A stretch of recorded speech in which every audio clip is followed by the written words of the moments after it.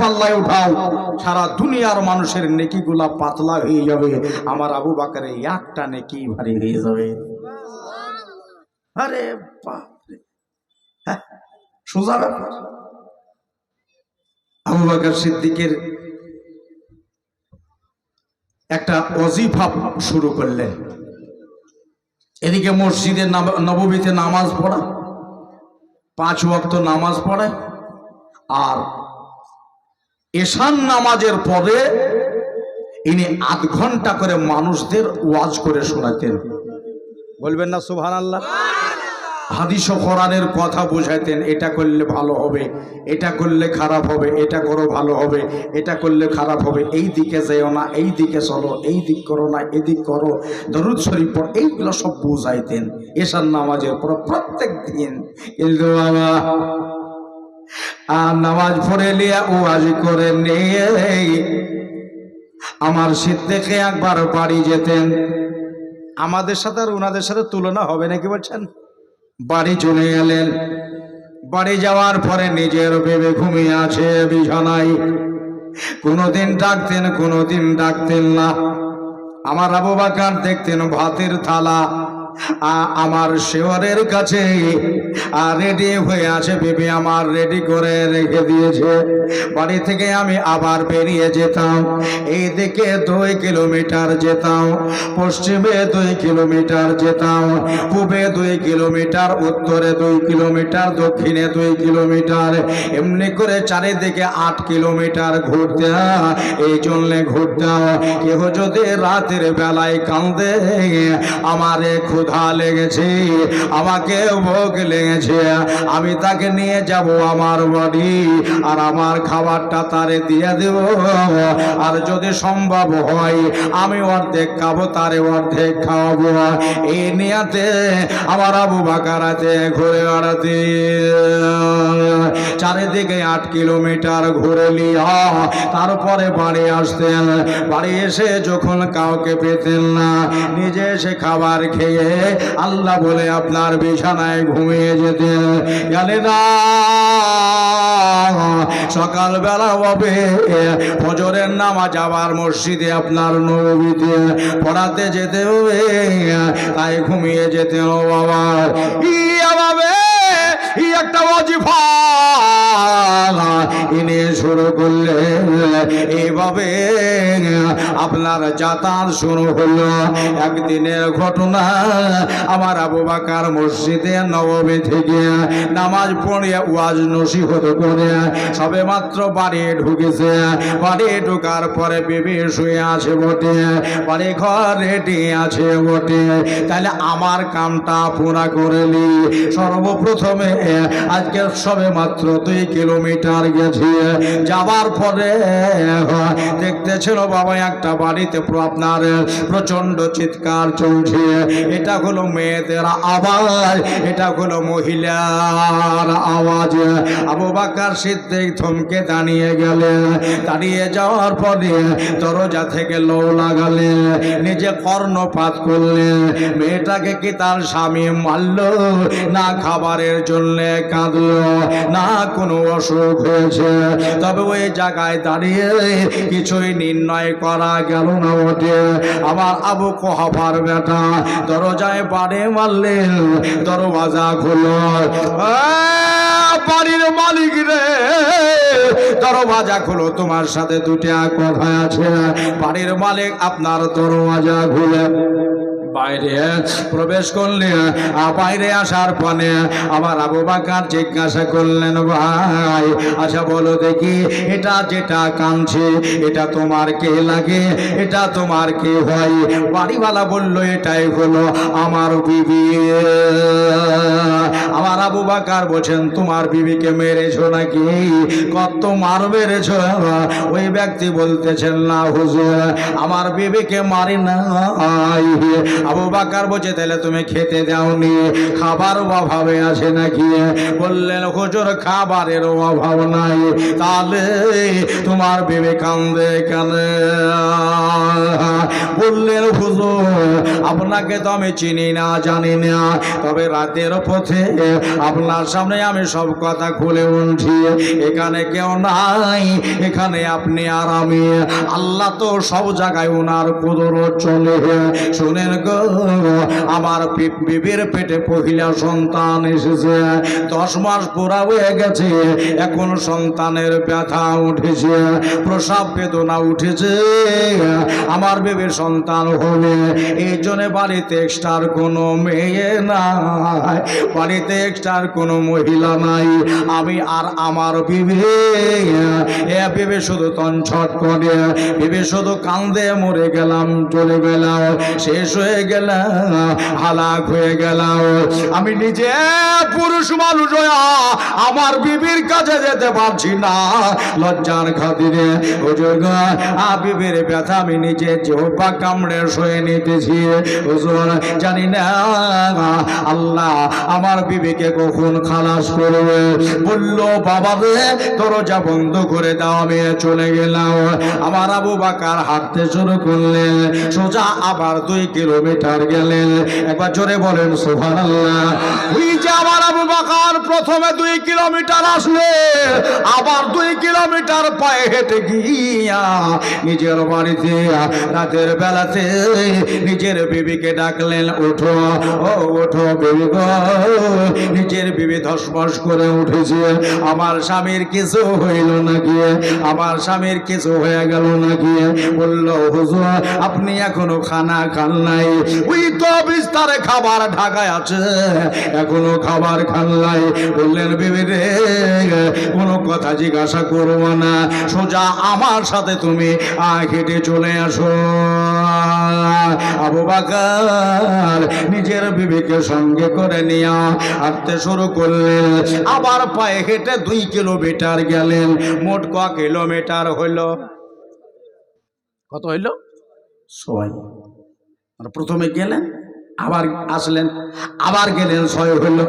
ওই যে গৃহে যাওয়ার পরে ওই বাড়িওয়ালার দরজা আবার বাড়ি মারল। দরজা খোলো ভাই।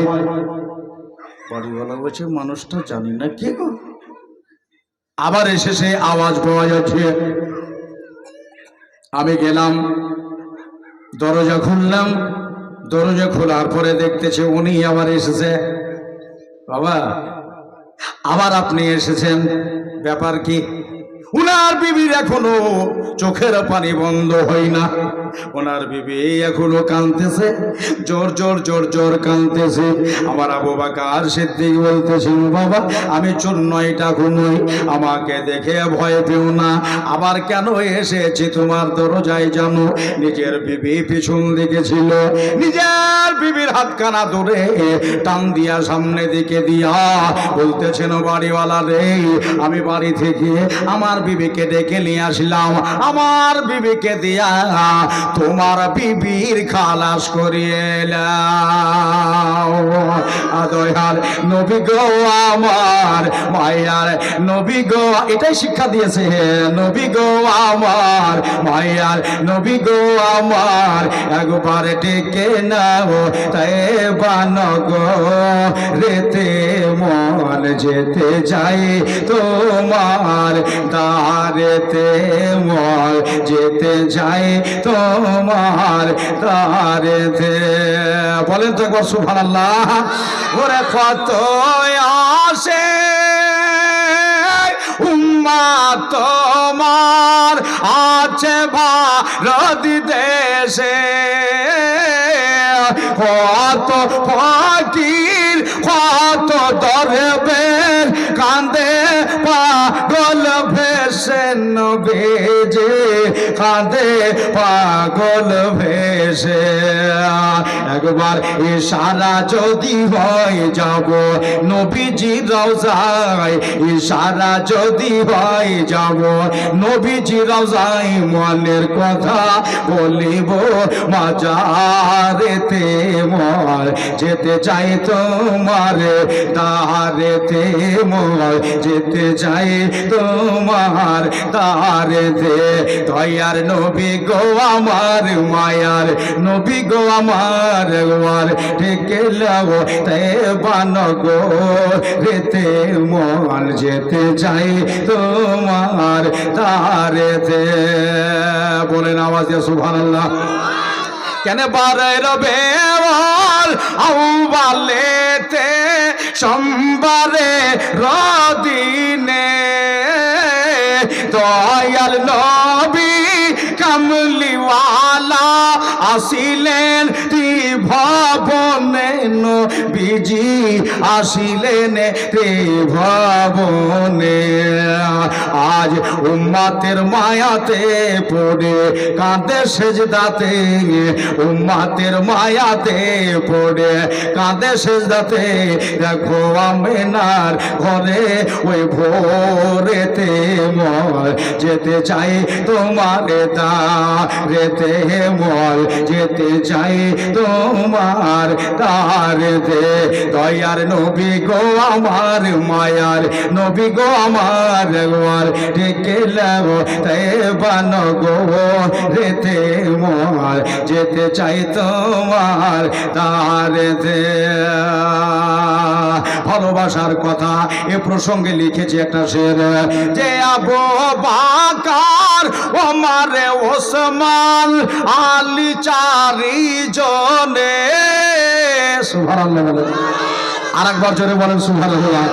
আবু বকর ওমর ওসমান আলী চারি জনে, কত ভালো বেসেছিল নবী পাকের সনে। দেখো না নবী পাকের সনে, যদি ভালোবাসতে হয় আমার নবী মুস্তাফায়, যদি ভালোবাসতে হয় আমার নবী মুস্তাফায়, ভালোবাসো নবীকে হৃদয়েতে, যেতে চাই তোমার দারেতে। জোরে মনে যেতে চাই তোমার, মাশাআল্লাহ বল, যেতে চাই তোমার দারেতে।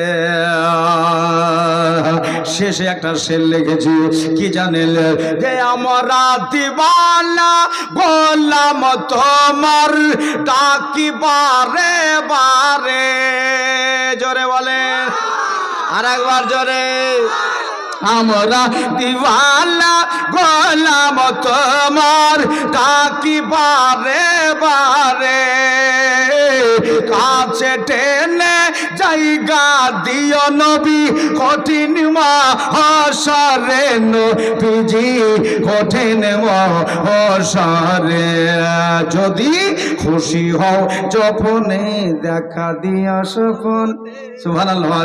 খুশি হও যপনে দেখা দিও স্বপনে, এই আর যে তোমার কদমেতে মন, যেতে চাই দারেতে বল, যেতে চাই দারেতে। দয়ার নবী গো আমার, মায়ার নবী গো আমার, একবার ডেকে নাও তেবান গো রেতে মোর, যেতে চাই তোমার। যা আমার বিবি নিয়ে যা, আর আমার বিবি দিয়া তোমার বিবিকে খালাস করিয়ে নাও। আছে এরকম দুনিয়ার মানুষ? এখন রাতের বেলাতে কে আতিরা ঘরে ঢুকাবে বিবিকে, বুঝলেন? ভেতরে ঢুকে গেল। আমার সিদ্দিকে আকবরকে বসবার জন্য একটা চেয়ারও দেওয়া হয়নি। আহা হা, ইনি মামুলি মানুষ লয় গো, ইনি হলেন মদিনার মসজিদে নববীর ইমাম সাহেব। আল্লাহু আকবার। দাঁড়িয়ে রয়েছে। বিবি আপনার ভেতরে গেল, ওনার বিবিকে খালাস করিয়ে দিয়া রাতের বেলাতে গরম পানি করে শ্বেত শুদ্ধ করে দিয়া ছেলেটাকে সুন্দরভাবে পরিষ্কার করে দিয়ে মার কোলে দেওয়ার পরে বলতেছিল, মা আমি আর দাঁড়াবো না, যত সম্ভব বাড়ি যেতে ফজর হয়ে যাবে। আমার স্বামী হলো মদিনা শরীফে মসজিদে নববী ইমাম সাহেব, এই জন্যে আমি চলে এলাম। মেয়েটা দেখতেই থাকলো, শুধু তাকিয়ে যায়। আল্লাহ গো, এত বড় ঘরানার মানুষ হইয়া, এত বড় আপনার কাবিলিয়াত হইয়া, বাইরে হাত ধরে আপনার দুই হাত আপনার এই যে পেটের উপরে রেখে দিয়ে আমার আবু বকর দাঁড়িয়ে রয়েছে। বিবে বেরিয়ে আসলেন, বিবিকে সঙ্গে করে নিয়ে বাড়ির দিকে রওনা হয়ে গেল। আমার সুন্নি ভাইয়েরা, আমার দাদারা, আমার দিদিরা বাড়ির দিকে আপনার চলে যাচ্ছে। যেমনি 20 কদম এগিয়ে যাবা, এবার বাড়িওয়ালার এহসাস হলো, আল্লাহ আমি তো মানুষটাকে বসার জন্য জায়গা দেইনি, একটা চেয়ার দেইনি, একটা আপনার বসার জন্য কুরসি দিইনি, তবে আমি জানতেও পারলাম না যে মানুষটা কোন দেশের। বলল, বাবা আমি একটা দৌড় দিয়া আমি তারা গাড়ি খেললাম। হুজুর একটু দাঁড়িয়ে যান, আপনার পরিচয়টা দিয়ে যান, কোথাকার মানুষ, কোন জায়গার মানুষ, আমি যে একটুও জানতে পারলাম না। আমার দরদি ভাইরা, আমার দাদারা বলতেছে আমার পরিচয় নেবে। আমার নাম হলো আপনার আবু বকর, আমার নাম হলো আমার আবু বকর, আমার বাবার নাম হলো আবু কুহাফা। আমার নবীজি দেওয়া একটা লাকাব রয়েছে, যে লাকাবটার নাম হলো সিদ্দিকে আকবর, তার মানে হলো সবচাইতে বড় সত্যবাদী। আরে সব বানাস করেছে, আপনি মসজিদে নববীর ইমাম সাহেব? বলে নাম। জি হ্যাঁ, আমি মসজিদে নববীর ইমাম সাহেব। সঙ্গে সঙ্গে হাত ধরে আপনার বলতেছেন, হুজুর আমারে ক্ষমা দিয়ে দেন। ওই যে কিয়ামতের দিনে নবী যদি জিজ্ঞাসা করে, আরে আমার মহিলা খলিফার বিবিকে দিয়া তোর বিবিরে কেন খালাস করিয়ে নিছিলে? আবু বকর বলে, আল্লাহ ক্ষমা করবে। শোনো, আমার কাজই হলো এটাই, মানুষ বিপদে পড়লে, মানুষ আপনার বিপদে পড়লে উদ্ধার করা, এটাই আমার কাজ। কেউ যদি খেতে না পায়, নিজের খাবার থেকে আমি খাবার দিতে চাই। এই কাজটা আমাদের আপনাইতে হবে কিনা? হবে। সকলের একটা আশা। প্রথমে আমি শুরু করেছি আমার বন্ধুরে, আমার দাদারে, যেমন একটা বিখ্যাত ওলি, নাম হলো রবি বিন সুলাইমান। কি নাম বললাম? জোরে বলেন। রবি বিন সুলাইমান। মনে একটা বিরাট আশা, আল্লাহ সুন্নাতে পড়লাম, নওয়াফিল পড়লাম, ফরজ আদা করলাম গো, কিন্তু মাহবুদ গো আমার একটা মনে আসা, একবার কাবাতুল্লাহর তওয়াফ আমার ভাগ্যে মিলিয়ে দাও, একবার নবীজির রওজা তাহার চুম্বার তৌফিক দাও। সুবহানাল্লাহ। 2 পয়সা 4 পয়সা, 2 আনা 4 আনা, 1 দিরহাম 2 দিরহাম, এভাবে পয়সা জোগাড় করতে করতে একটা আপনার কিছু টাকা জমে গেছে। আমার রবি বিন সুলাইমান গ্রামের মানুষদেরকে বলল, ভাই এবছর কে কে হজে যাওয়া, আমারে সঙ্গে করে নিয়ে যাও। বলল ঠিক আছে, ডেট আসুক। ডেট বাবা ঘনিয়ে গেল, কেননা টাকা সেরম নাই আমার রবি বিন সুলাইমানের। বলল আমার তো বেশি পয়সা নাই, তবে যা রয়েছে এটা দিয়ে আমার কাম হয়ে যাবে। বন্ধু আমার দাদার আমার দিদিরা টাইম হয়ে গেল বাবা। এই টাইমের ভিতরে এবার রবিবীর সুলাইমান হজে যাওয়ার জন্য রেডি হয়ে গেল। আপনার ব্যাগ সাজিয়ে নিয়ে লাগেজ সাজিয়ে নিয়ে এতে বাস কিছু চাল কিছু ডাল কিছু জামা কাপড় নিয়ে বাবা। আর সেই জামানায় কতদিন আগের কথা বলছি, যখন পায়ে হেঁটে হেঁটে মদিনার মক্কার হজ করত। যদি বলেন একবার যাক, আল্লাহ মিলিয়েছে অন্তত। হ্যাঁ, ব্যাগ গাড়ি তুলে নিয়ে সবার কাছে মোসাফা মোহানেকা করে আমার জন্য দোয়া করো। আমি চলে গেলাম মক্কা শরীফে, আমি চলে গেলাম মদিনা শরীফে। সবার দোয়া মাথায় নিয়ে আশীর্বাদ নিয়ে আমার রবি বিন সুলাইমান দেশের মানুষের সঙ্গে চলে যাচ্ছে হজ পাকে। সুবহানাল্লাহ। হ্যাঁ, চলে যায় হাঁটতে হাঁটতে হাঁটতে হাঁটতে, যেখানে এলে যাই লাগেজ নামিয়ে ব্যাগ নামিয়ে ওই জায়গাতে আরাম করে নেয়। আবার ব্যাগ ঘাড়ে করে নিয়ে মাথায় করে নিয়ে হাঁটতে হাঁটতে হাঁটতে আবার যেতে যেতে সন্ধ্যা লেগে গেল বাবা। তো যে জায়গাতে সন্ধ্যা লাগলো ওই দেশটার নাম হলো কুফা। কি নাম বললাম? আচ্ছা, এখান থেকে যদি রাতের বেলাতে আমরা আগে বাঁধি, যে ডাকাতের উপদ্রব, রাস্তায় ছিনতাইয়ের যে উপদ্রব, আর আমাদের কাছে টাকা পয়সা রয়েছে হজে যাওয়ার জন্য, নাকি সব তো কেড়ে নেবে। আমরা তো হজে ওর যেতে পারবো না। কাজ করো, এখানে ত্রিপাল টাঙো, এই জায়গাতে রাত কাটিয়ে সকালবেলা যখন হবে রান্না করে খাওয়া দাওয়া করে তারপরে আমরা বের হব।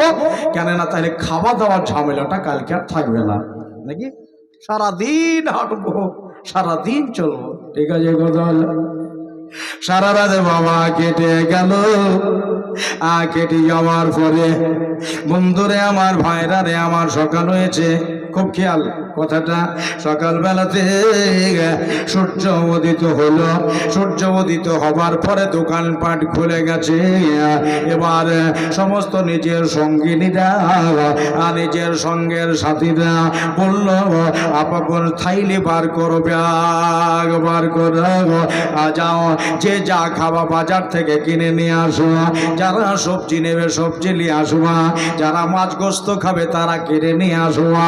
বললো আচ্ছা সবাই মিলে যদি বাজার করতে যাই, এখানে লাগেজ পড়ে আছে, ব্যাগ পড়ে আছে, টাকা পয়সা পড়ে আছে, এত নিয়ে তো কোথাও হয়ে যাবে, নাকি বলছেন? আমার হয়ে যাবে। কাজ করো, এখানে একজন থাকো, এখানে একজন থেকে যাও। যারা বাজার করতে যাবে ঘুরে আসার পরে তারপরে সেই মানুষটা গিয়ে বাজার করবে, তারপরে একসাথে রান্না বাড়া করে খাই আমরা মদিনার দিকে রওনা দিয়ে দেব। বলল আজকে তাইলে এই জায়গায় কে থাকবে? সবাই বাজার করতে হবে, আর আমাদের ব্যাগগুলা কে যোগাবে? তবে আজকে পালি পড়ল রবি বিন সুলাইমানের। সুবহানাল্লাহ বলেন। আল্লাহর ওলি রবি বিন সুলাইমান বলছে ঠিক আছে যাও তোমরা বাজার করে এসো, তারপরে আমি যাবো। যাও তোমরা ঘুরে আসো। এরা চলে গেল বাজার করে নিয়ে, মাছ গোস্ত কিনে নিয়ে, সবজি কিনে নিয়ে তারা ফিরে আসছে। কিন্তু রবি বিন সুলাইমান একটা ঘটনা তাকিয়ে দেখতেছে। কি জানেন? ঘটনা হলো এটা যে একটা বোরখাবালি মেয়ে বাগানে ঢুকে পড়লো। মানে যেখানে মোষ মরে গেলে ফেলে দেয়, উট মরে গেলে ফেলে দেয়, বকরি মরে গেলে ফেলে দেয়, গরু মরে গেলে ফেলে দেয়, ওই আপনার ভাগাতে মেয়েটা ঢুকে গেল। ঢুকে যাওয়ার পরে একটা উট মরা পড়ে আছে। ওই উট মরাটাকে আপনার থৈলি থেকে একটা চাকু বাহির করে আপনার উটটাকে একটু চামড়া বিনিয়ে মরা উটের গোস্ত মোটামুটি কেজি 4 মতো আপনার কেটে নিয়ে আবার থৈলিতে ভরে নেওয়া হলো। থৈলিতে ভরে নেওয়া ইনিবাস বের হয়ে হাঁটতে শুরু করেছে। ওই দেখো আমার সঙ্গের সাথীরা তারা বাজার কইরা চলে আসলো।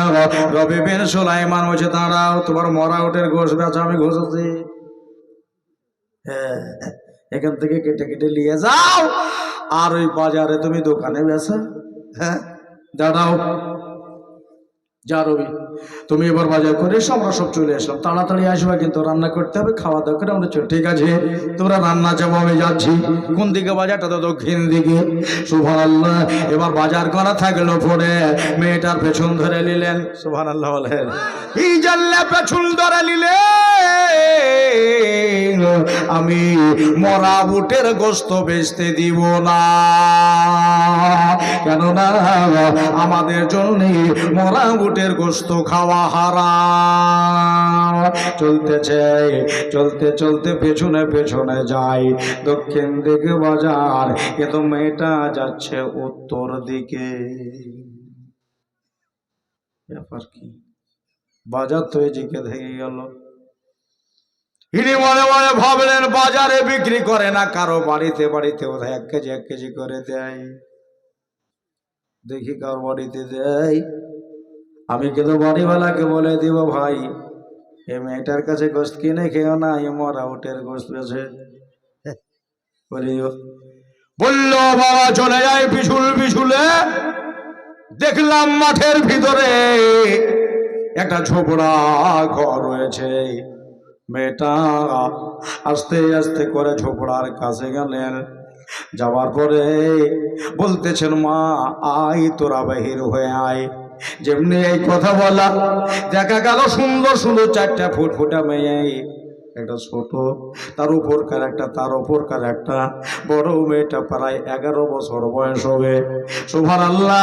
একটা 0 বয়সের মেয়ে, 2 থেকে 2.5 বছর, একটা 8 বছর, একটা 10 বছর, এমনি করে 4 মেয়ে বাহির হয়ে আসলো। আসার পরে মেয়েটা বড় মেয়েকে বলতেছে, মারে এই দেখো 4 কিলো মতো গোস্ত এনেছি, বাড়ির ভেতরে নিয়ে যাও, আল্লাহ আমাদের জন্য খাবারের ব্যবস্থা করে ফেলেছে। এগুলাই নিয়ে গিয়ে পাক করো, এগুলাই রান্না করো রে মা। এই রাতে নবী বিন সুলাইমান কাছে ভিড়ে গেলেন।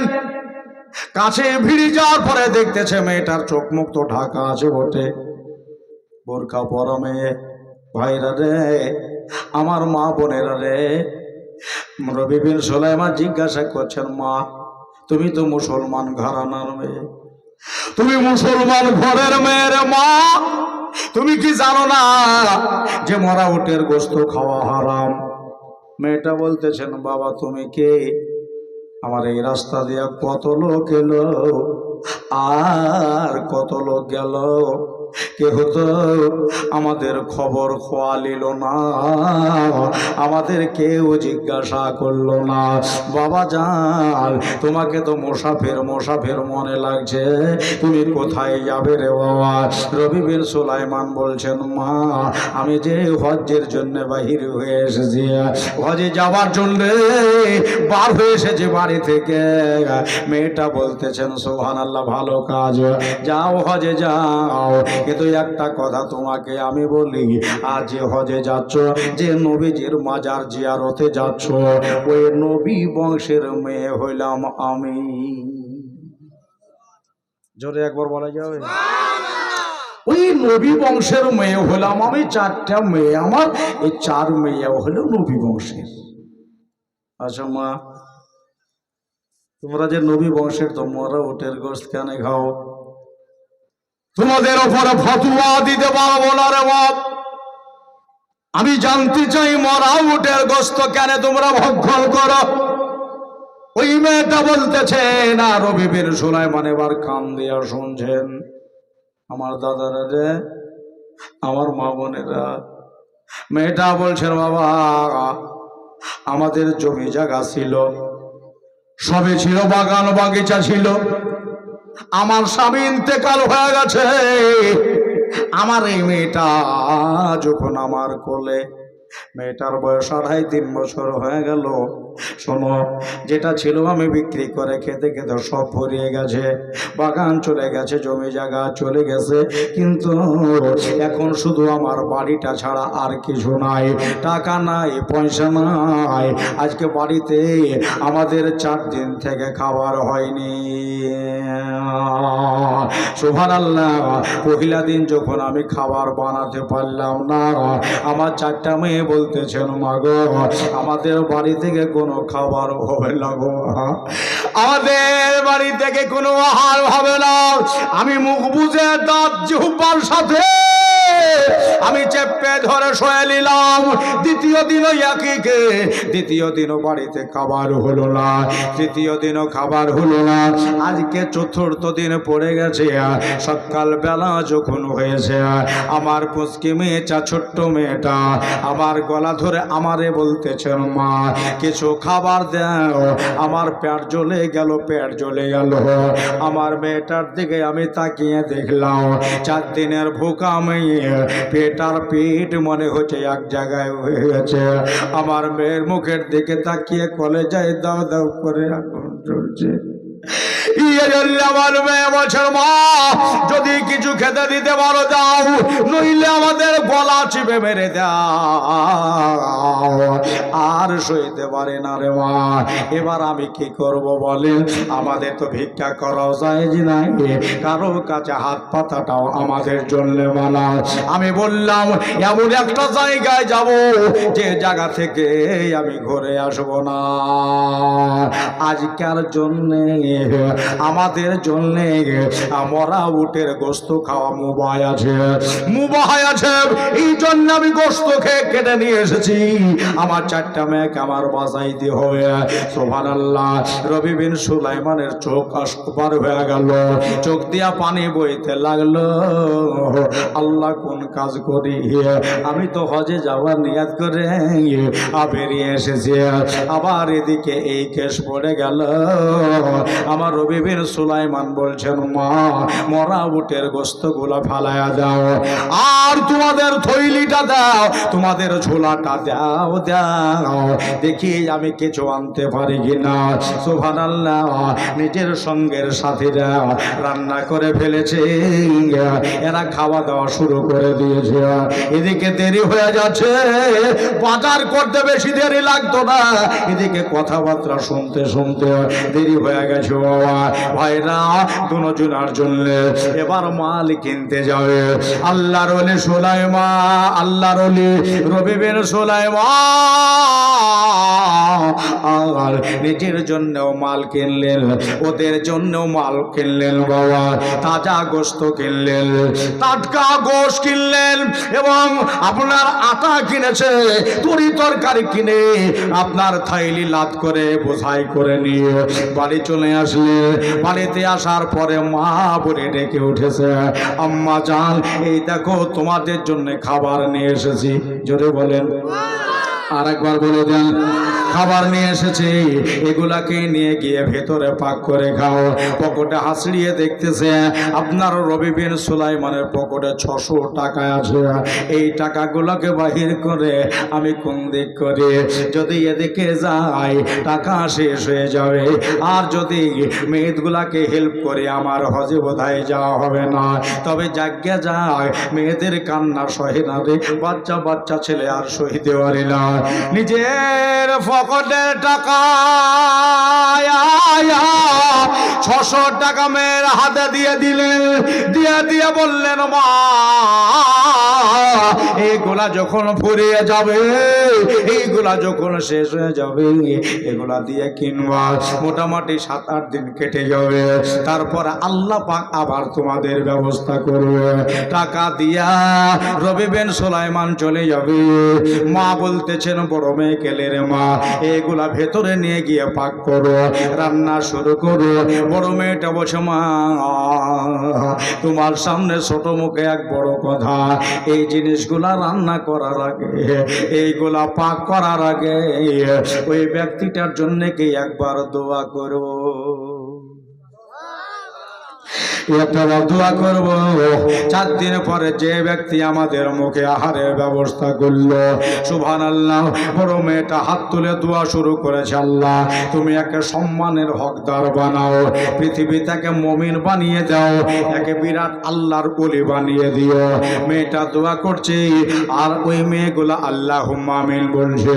মেজো মেয়েটা বলতেছেন বললে আমার তুমি ওর জন্য একাই দোয়া করবা না, আমাদেরও একটু দোয়া করতে দিবা। ওই মেজো মেয়ে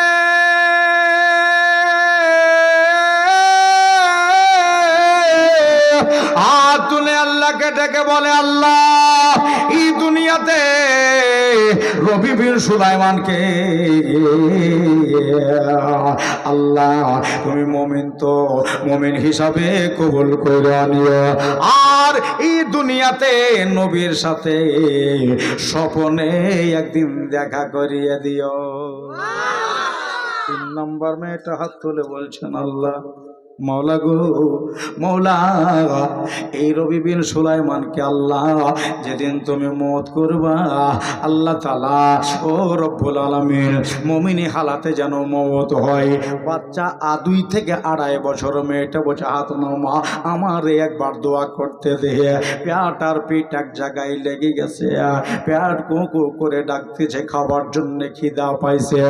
ওই বাচ্চা মেয়ে দোয়া করে, মৌলা ইয়া আল্লাহ এই দুনিয়ার ভিতরে আল্লাহ তুমি রবি বিন সুলাইমানের হজ কবুল করে লিও। মৌলা রে মৌলা মৌলা, এই দুনিয়াতে নবীর সাথে তুমি সাক্ষাৎ করিয়ে দিও। দোয়া কিন্তু তাদের কবুল হয়ে গেছে। রবি বিন সুলাইমান বলতেছেন, আর আমার কাছে টাকা নাই, আমি যাব ওইখানে আমার বন্ধু বান্ধবদের বলবো যে আমাকে 1 দিরহাম 2 দিরহাম করে টাকা দাও, তাদের সঙ্গে করে মদিনায় চলে যাব। এই রাতে রবি বিন সুলাইমান নিজের খানা লিয়া, নিজের তরকারি লইয়া, যদি আপনার নিজের সঙ্গিনীর কাছে যাচ্ছে, নিজের আপনার সাথীদের কাছে যাচ্ছে, দেখতেছে যদি একটাও মানুষ ওখানে নাই, ইন্তজার করে থেকে থেকে থেকে থেকে তারা সব চলে গেছে। এখন একটা মানুষের জন্য আমরা সারাদিন কি থাকতে পারি? ইনি আসলেন, আসার পরে মনে মনে ভাবলেন, আমার তো আর হজে যাওয়া হবে না। জোরে বলবেন না একবার, আমার তো আর হজে যাওয়া হবে না, এখান থেকে যদি ঘুরে বাড়ি যাই তো গ্রামের মানুষ বলবে বোম্বাই আছি, বলবে না? তো এখান থেকে ঘুরেও যাব না, এইখানে এই ডেরাতেই থেকে গেলাম, কেহ যদি দেয় খাবো, না হলে এখানে আল্লাহ বিল্লাহ করবো। আমার দাদারা আমার ভাইয়েরা আর ওই হাজী সাহেবরা যখন ঘুরে আসবে ওদের সাথে করে আমি বাড়ি চলে যাব, গ্রামের লোক কিছু টেরই পাবে না। ওরা হজ্জের কাজ সব শেষ করে ফিরে আসলেন।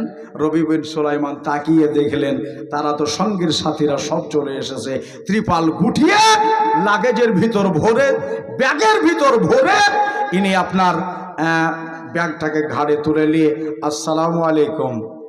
ওই যে হাজী সাহেবরা ঘুরে আসলো, ওদের ভিতরে একজনা বলছে, রবি বিন সুলাইমান তুমি একা একাই কতক্ষণ ঘুরে বেড়াবা? ওই যে কাবাতুল্লাহর কাছে যখন তোয়াফ করি তুমি, আমরা ঘুরতেছি আর তুমি কাবার কাছে দাঁড়িয়েছিলে, সুবহানাল্লাহ, আর দাঁড়িয়ে দাঁড়িয়ে আমাকে ব্যাগটা ধরতে দিলা, এরকম তোমার ব্যাগের ভিতরে 600 টাকা ভরা আছে, বলবেন না সুবহানাল্লাহ? তোমার ব্যাগ কতক্ষণ নিয়ে ঘুরে বেড়াবো? মদিনা শরীফের রওজায়ে তাহারে নবীর রওজার সামনে দেখলাম তুমি দাঁড়িয়ে এমনি করে মুনাজাত করছো, কিন্তু এক জায়গায় কেন হচ্ছে না? সুবহানাল্লাহ বলেন। বললাম মোলা রে, আমি তো মক্কাতেও যাই নাই, মদিনাতেও যাই নাই, এরা আবার আমারে দেখলো কি করে? বড় মজার কথা উঠে গেল আমার ভাইরা, আমার বন্ধুরা। কিন্তু আমার টাইম কিন্তু 12টা, কটা বেশি এখন? হ্যাঁ 11টা শুরু করেছে, 8 ঘন্টা হয়ে গেল, ভালো না? কটা বাজছে?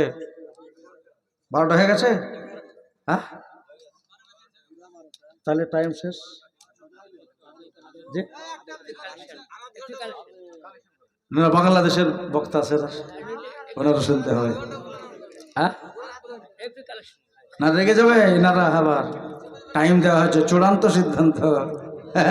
বেশ লাগে ভালো লাগে, সুবহানাল্লাহ, বেশ লাগে ভালো লাগে, নবীর কথা শুনতে আজ ভালো লাগে, সুবহানাল্লাহ। তো রবি বিন সুলাইমান বলছেন, আমি মক্কাতেও গেলাম না, 5 মিনিট, আমি মদিনাতেও গেলাম না, আমার মক্কাতেই বা দেখলো কি করে, মদিনাতেই বা দেখলো কি করে? এসব কথা আর কিচ্ছু বলবো না, এদের সাথে বাড়ি চলে যাই। ইয়ারা গিয়া নিজে বলবে যে রবি বিন সুলাইমান মক্কাতেও গেছিল, মদিনায় গেছিল, কিন্তু ওরা ওই যে খেজুর খুরমা জমজমের পানি লয়ে এসেছে, আমার রবি বিন সুলাইমান নিয়ে আসেনি। সোজা চলে গেলেন বাড়ি। গ্রামের লোকেরা সব মুসাফা করতেছে, আসসালামু আলাইকুম হাজী সাহেব বলে না, মুসাফা করলো, মুআনেকা করলো। সন্ধ্যা লেগে গেছে, সবাই আসে আর হাজী সাহেব হাজী সাহেব হাজী সাহেব বলবে কি না। মাগরিব পড়লেন, এশার নামাজ পড়ে নিজের বিবিকে বলতেছেন, বিবিরে আমার শরীর ভালো নয়, আমি বিছানায় চলে গেলাম, কেউ যদি আসে আর বাড়িতে আমার সাথে দেখা করতে মানা করো, সকালবেলাতে যারা দেখা করবে দেখতে আসবে বলে দিও। ঠিক আছে। ঘরের ভিতরে ঢুকেছে, বাবা বুকে বড় ব্যথা, কিসের ব্যথা জানে, মনে মনে ভাবতেছেন আমি মক্কাতেও গেলাম না, মদিনাতেও গেলাম না, কিন্তু গ্রামের লোকেরা হাজী সাহেব বলছে। এবার হজে না গিয়ে হাজী সাহেব বলাটাও যেটা মহা আপনার পাপ কাজ, এটা আপনার হারাম কাজ, যে হাজি লাই তাকে হাজি হাজি হাজি করছে, যে পড়েইনি ওকে মৌলবি কেমনে বলবা, যে ফতোয়া দেয় আপনার পড়েইনি মুফতি সাহেব কেন বলবা। এজন্য আমি সকাল বেলাতে গ্রামের লোককে বলে দিব আমাকে হাজি বলো না, আমি মক্কা মদিনায় যেতে পারিনি, এই কথায় গ্রামের লোকেরাকে আমি বলবো। মন বড় খারাপ হয়ে গেল। এখন যদি বলতে যাই সম্মান হারাবে, না বললেও পাপ হবে, গুনাহ হবে, কেন না আমাকে তারা হাজী সাহেব বলছে। বড় চিন্তা লেগে গেল ভাই। ও দোস্ত রে, ও বুজুর্গ করে আমার কোনটা আমি করি, বলল তাকাতে চোখ বন্ধ হয়ে গেল। রাত 12টার পরে একটু ঘুম এসেছে, যেমনি ঘুম চলে আসা আমার মদিনার সরতাজ আমার মুস্তাফা জানে রহমান জনাবে মুহাম্মদুর রাসূলুল্লাহ সাল্লাল্লাহু আলাইহি ওয়াসাল্লাম রবি বিন সুলাইমানের শিওরে চলে এসেছে। এসে বলতে, ও রবি, ওরা কি ভুল দেখলো নাকি? মক্কাতেও দেখেছে, মদিনাতেও দেখেছে, কিন্তু একটা কথা শোনো, আল্লাহ তাআলা তোমার হজ কবুল করে নিয়েছে, হজ কবুল করে নিয়েছে। তোমার মতো হুবাহু আল্লাহ তাআলা একটা ফেরেশতার জন্ম দিয়েছে। শুনে নাও, ওরা এই বছর হজ করেছে, এই বছর হজ করেছে, এই বছরের নাকি পাবে। রবি রে, একটা খুশির কথা শুনে নাও, আমার আল্লাহ বলে দিয়েছে যে এই রবি ইন্তেকাল হয়ে যাবে। ওই ফেরেশতাকে বলেছে প্রত্যেক বছর হজের টাইমে তুমি হজ করবা। আর রবি বিন সুলাইমান ইন্তেকাল হয়ে গেলেও হজের সভা বসে বসে কবরে পাবে। প্রত্যেক বছর তোমার সুরাত ধরে মক্কা মদিনার হজ করবে। রবি বিন সুলাইমানের কথা খেয়াল হয়ে গেল। ছোট্ট মেয়েটা দোয়া করেছিলেন, আল্লাহ আর রবি বিন সুলাইমানের হজ তুমি কবুল করে নিও, এই দুনিয়াতে নবীর সাথে সাক্ষাৎ মিলিয়ে দিও। আল্লাহ রসুল বলতেছেন, তুমি বেশাকা হাজি, তুমি বারাহাকা হাজি, এর চাইতে প্রমাণ আর তুমি কি নেবা? আমার দাদারা, আমার দিদিরা, ও আমার ভাইয়েরা, বন্ধুরা রে, মেলা লোক আছেন, আবার একবারে স্টেজ পেরা একবারে ফুল হয়ে গেছে, কিছু কিছু জায়গা আপনার ছোট ছোট আছে।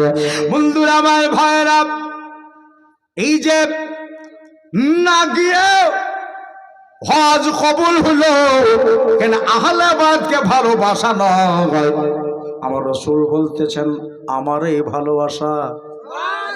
600 টাকাও ব্যাগে পাওয়া গেল। যার নিয়াত ভালো তার সব ভালো। 11টা ভাই 1000 করে টাকা দেন। উনি তো একবারে ঝাঁটি 100-200 করে নিয়ে গেছে। মসজিদের জন্য জানলা ভাঙা, দরজা ভাঙা, সবই ভাঙা পড়ে আছে। যদি কোনো আশেক থাকেন, কোনো আমার মোহব্বতের ভাই থাকেন, 1000 টাকা, 1000 টাকা আজকাল পশু 1 মাস পরে হলেও হবে। আর মা বোনদের কাছ থেকে 5টা মার কাছে মাত্র 500 টাকা করে নিব। এই আমার কালেকশন শেষ। একটা ব্যক্তি একটু সাহস করে বলতে পারবেন যে আমি দেবো 1000? নাই। এতগুলো মানুষের ভিতরে একটাও নাই। নেই, 1 মাস পরে দিতেন। শাহজাহান শেখ 1000 টাকা। সুবহানাল্লাহ। শাহজাহান শেখ 1000 টাকা। একটু খোদার বড়ত্ব ধ্বনি লাগান তো, নারায়ে তাকবীর, নারায়ে রিসালাত। শাহজাহান সাহেব 1000 টাকার দাতা। সুবহানাল্লাহ। যাক, একটাও হয়েছে খোদার ঘরের জন্য।